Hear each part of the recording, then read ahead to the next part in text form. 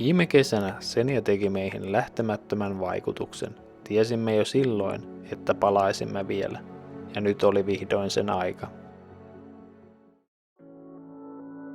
Ennen kuin jatkoimme matkaa, kävimme vielä pienellä kävelyllä Fauskessa. Sen jälkeen oli aika suunnata kohti Senjaa. Edessä oli noin 7 tunnin ajomatka, ja tällä kertaa meillä ei ollut kiire. Olimme varanneet saarelle 3 yötä, jotta ehtisimme tutustua siihen kunnolla. 500 metrin päästä matkusta lautalla. No, täällä oli näköjään 2 lauttaa, toi vähän hämäs. Mennään tähän Narvikin jonoon. Ei lähdetä Lopotelle, vaikka ehkä mieli tekisi. Hello. Please. Yep. Thank you. Just go online too. Alright, thanks. Se olisi tämän reissun ensimmäinen lauttamatka täältä Poknesista kohti Narvikkia.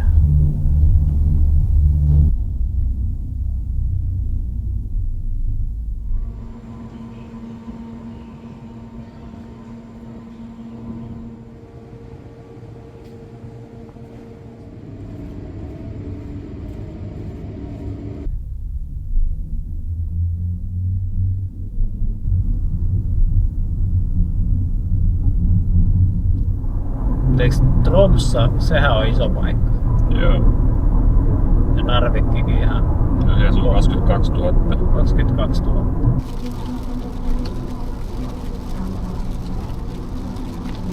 Nyt kun ollaan Norjassa, niin pitää sitä aina paikallista ruokaakin maistaa.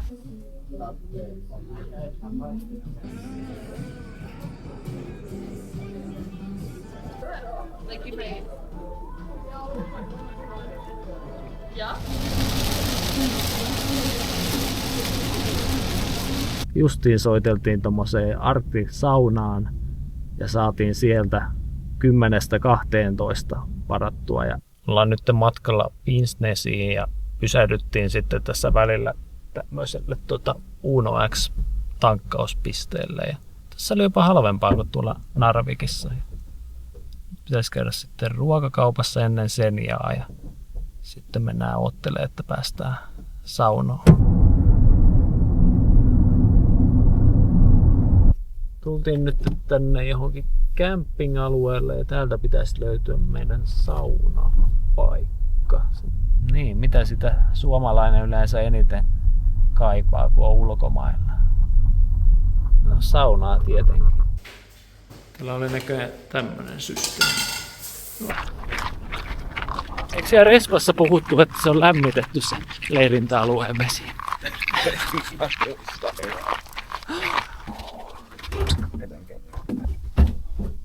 Täällä on onneksi lämmin. Ja maisemat ihan kohdalla.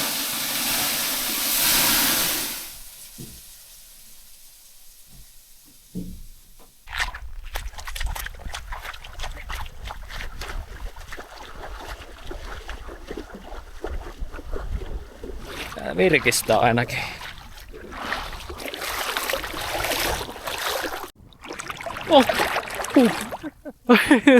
Tää on lämmintä, ei tää mitään kylmää oo. Täriseekö tuo käsikin jo? Tärisee, näkyykö se mun kato sitä kuvasta? Nyt tää ilma on kato kylmempää. Joo. On nääkin polttarit.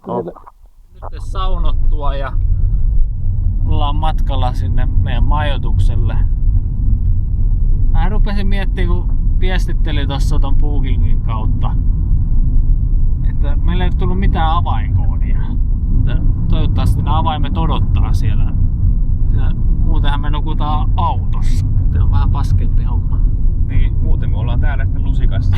Niin.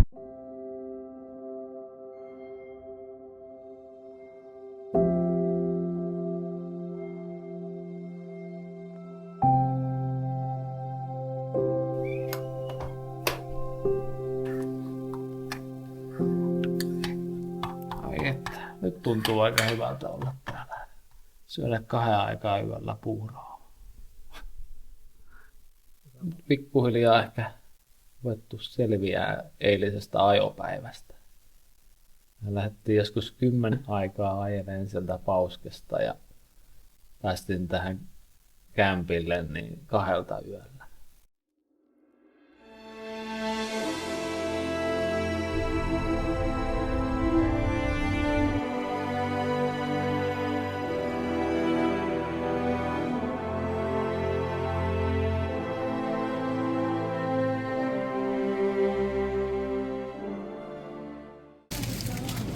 Nyt on aika hyvän näköistä valikoimaa täällä Jokerissa, Skalandissa. Semmoset sieltä tarttu matkana. Kotimaisia mansikoita ja sitten kahtaili eri kannelipullaa ja tämmönen.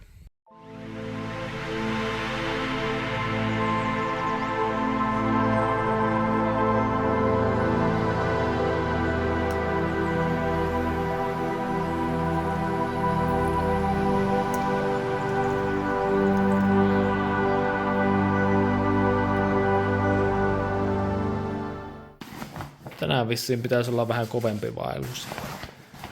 Evääkki on sen mukaiset. Mullakin on täällä reppu aivan täynnä. Ehkä liian pienellä repulla tuli lähettyä tälle reissulle, mutta ei auta. Mutta se olisi varmaan semmonen 5-7 tunnin vaellus vähintään tänään. Niin, se olisi tämän reissun vaativin vaellus luultavasti edessä.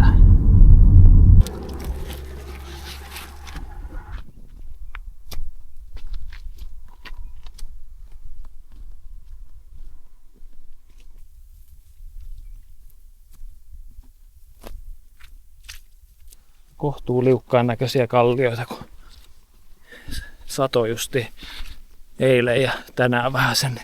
Nämä on vielä pikkasen märkiä.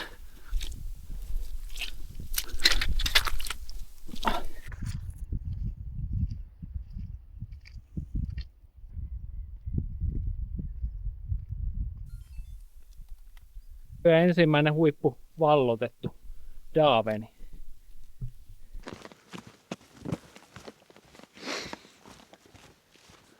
On tää kyllä koko ajan tämmöstä laskua ja sitten nousua. Mutta vielä on pitkästi matkaa. Ja nyt on onneksi ollut vähän tämmöstä tasaisempaa. Se oli aika hurja nousu tänne ylös. Nyt saa pikkasen jalat huilata.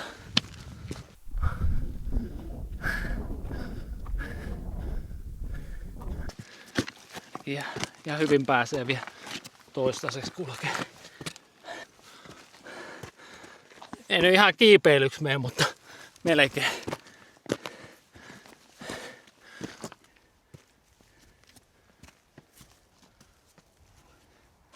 Tältä kun pääsis jollain vaijeriviulla, niin se olisi aika jees. Tuo on varmaan ihan hyvä hetki pikkasen hengähtää. Tuo oli sen verran kuumottava toi nousu äsken.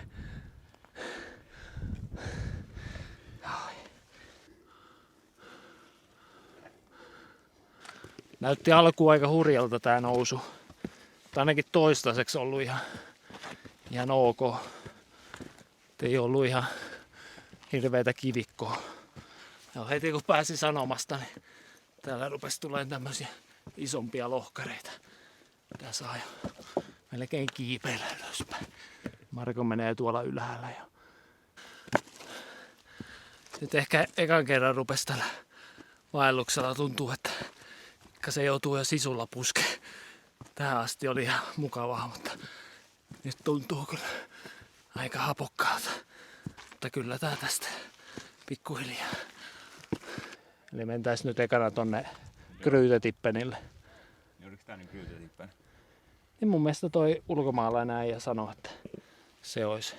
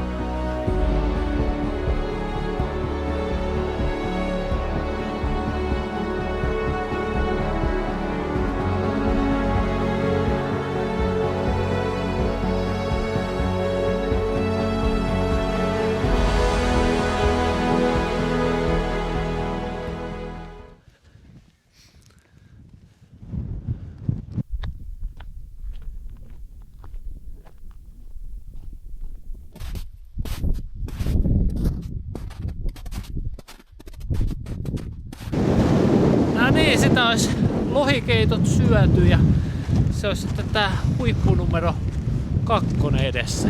Ei vieläkään tosin selvinnyt, että kumpi oli kampi, mutta eiköhän edittivelo laita tuohon videoon.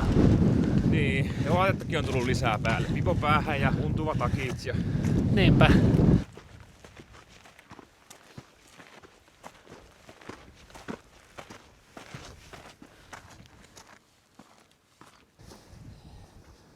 Se on tää heinäkuu, niin sen verran puskee lämpöä, että pakko keventää. Ja jos et ole vielä tilannut tätä kanavaa, niin nyt voisi olla ihan hyvä hetki. Olisin kiitollinen siitä.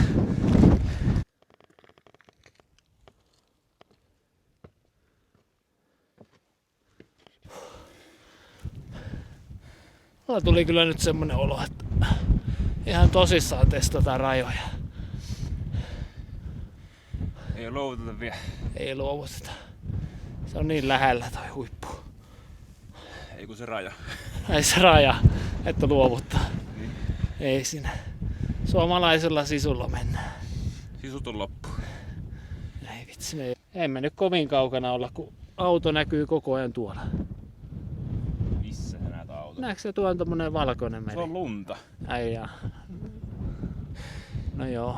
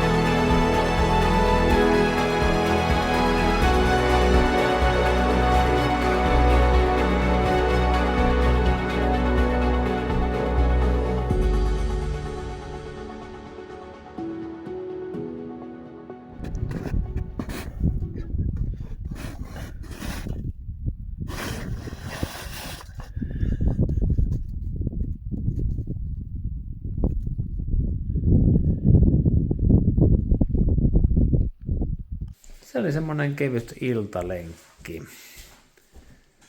Me lähdettiin 8 ja 7:30 ja kello on nyt 3:30. Että nyt unta palloa ja huomenna sitten vielä jotain täällä Senian päässä.